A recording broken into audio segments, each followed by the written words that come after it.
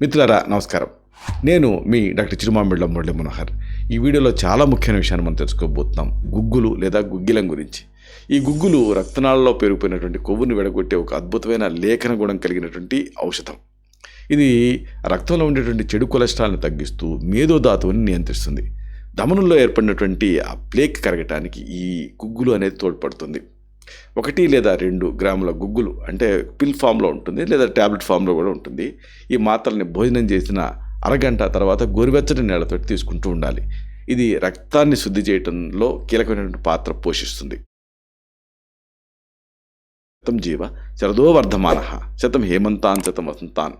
100 శరత్తులు, 100 హేమంతాలు, 100 వసంతాలు వర్ధిల్లుతూ జీవించండి. Stay healthy, stay happy, be positive, keep smiling. Love you all. శుభం.